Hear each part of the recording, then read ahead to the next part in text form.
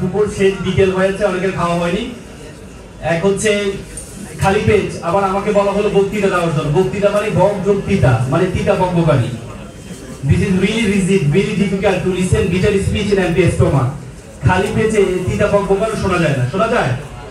শোনা যায় না। কিন্তু আমি বিশ্বাস করি এখানে যারা বসে আছেন সবাই চৌদ্দগ্রামের মানুষ। আর চৌদ্দগ্রামের মানুষরা যে কোনো পরিবেশে যে কোনো অবস্থায় খাপ খাওয়ার মতো যোগ্যতা আমাদের আছে, ঠিক না? এবং আসলে বাংলাদেশের 30 লক্ষ 1971 সালে আমরা দেখি 30 লক্ষ ভাই বোনের রক্তের বিনিময়ে আমরা স্বাধীনতা অর্জন করেছি। সেই স্বাধীনতা আমরা যে অর্জন করেছি সেই স্বাধীনতা নিয়ে অনেক অনেক কথা বলে। ভারত বলে তারা নাকি আমাদেরকে স্বাধীন করেছে, তারপরে আওয়ামী লীগ বলে তারা নাকি তাদের মাধ্যমে নাকি আমরা স্বাধীন হয়েছি। এই জন্য তারা বিভিন্ন সময় বিভিন্ন আবদার করে। তা কেউ ট্রানজিট চায়, কেউ পানি চায়, কেউ ইলিশ চায়, আবার কেউ ক্ষমতা চায়, কেউ রক্ত চায়। কিন্তু এবার যে গণ অভ্যুত্থানের মাধ্যমে যে স্বাধীনতা আমরা অর্জন করেছি, এই স্বাধীনতায় কেউ কোনো ক্লেম করতে পারবে না ভবিষ্যতে যে তাদের কারণে তাদের সহযোগিতা আমরা স্বাধীন হয়েছি, ঠিক না? তো সুতরাং এই জন্য এই যে গণ অভ্যুত্থানের মাধ্যমে আমরা স্বাধীন হয়েছি, স্বাধীন হওয়ার পরবর্তী ইনশাআল্লাহ কেউ কোনোদিন কোনো ধরনের আবদার আমাদের সামনে করতে পারবে না। We have no accountability from anything.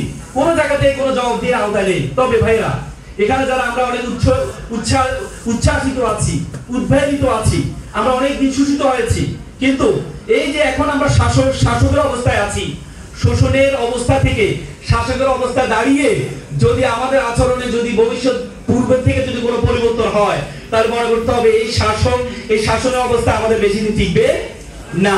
তো সুতরাং আমাদের সেভাবে আচরণ করতে হবে। তার চেয়ে বড় কথা হচ্ছে আমাদের বাংলাদেশে দেখেন পৃথিবীতে এখন একটা পার্সোনাল লিডারশিপ ফিলসফি চলছে, যেখানে ব্যক্তির জনপ্রিয়তার কারণে তার জনপ্রিয় দল অনেক বেশি জনপ্রিয় হয়।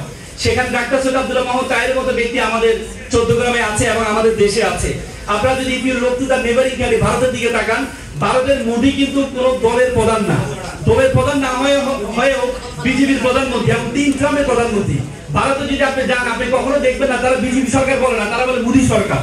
তার মানে একটা ব্যক্তির জনপ্রিয়তার কারণে একটা দল অনেক দূর যেতে পারে।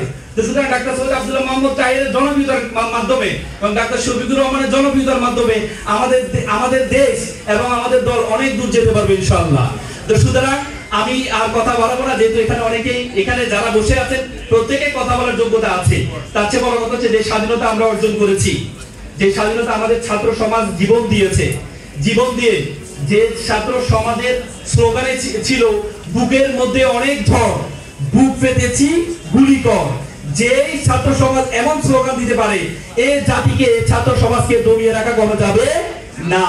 এবং কি মনে রাখতে হবে, আমাদের একটা স্লোগান সবসময় মনে রাখতে হবে, যদি শরীর থেকে যদি ঘাম মাটিতে পড়ে তাহলে মানুষের ভাগ্য পরিবর্তন হয়, কিন্তু যদি শরীরের চেয়ে রক্ত মাটিতে পড়ে তাহলে ইতিহাস পরিবর্তন হয়। সেই ইতিহাস পরিবর্তন হয়েছে।